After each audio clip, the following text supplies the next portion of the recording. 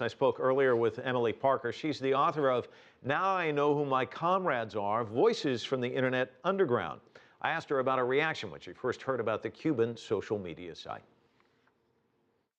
My first reaction was that this was going to be a huge scandal, and that's exactly what happened. The problem is that whatever USAID actually did, this is a huge propaganda windfall for the Cuban government, because the Cuban government has always used this rhetoric that bloggers are US-funded mercenaries. So this kind of fit along into what they generally say about the internet, and also that the internet is a subversive tool of the United States. Well, some of the draft messages produced for this Twitter-like social media network were apparently overtly political, and some taunted the Castro family. And I guess what you're saying is the U.S. basically played right into Cuba's hands in a way. Well, there's still some controversy about what this program actually was. USAID is contesting some of the reports that AP made. So it's a little hard to say exactly what this program entailed. But I think just the fact that there was any U.S. government funded that was aimed at social networking in Cuba does play into Cuban propaganda.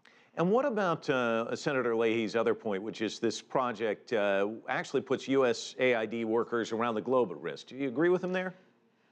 It's hard to say. I think that it can actually put Cuban bloggers at risk. I think that's a big part of the problem. There are Cuban bloggers who are just blogging about daily life, who are blogging about the economy, who are blogging about the world they see outside their windows. And the problem is now this can paint ordinary Cuban bloggers as these US-funded operators, which is often not the case. And so it can actually endanger Cubans. I don't know about USAID employees, but I would worry more about Cubans on the ground.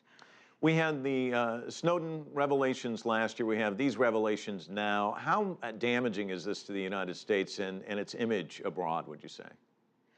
I think this is really creating quite an uproar, and I think that the U.S. internet freedom agenda in general is under quite a lot of scrutiny since Snowden, and this is definitely not going to help matters.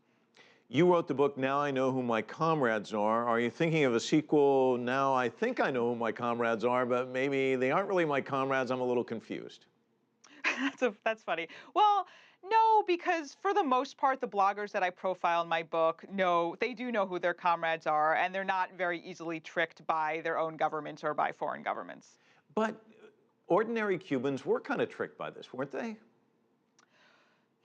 Well, I don't know if tricked is the right word, because again, the question is, I mean that this is the question at hand: is how covert was this program?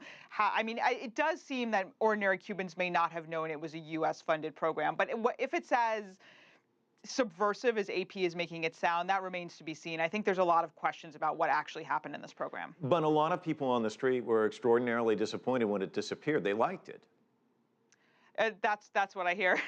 So, I mean, according to the AP, over 40,000 people were using this service at the peak, and then USAID came back and said the number was actually closer to 68,000. So apparently it did have some popularity. So, Emily, just in wrapping up, what's your overall takeaway of this?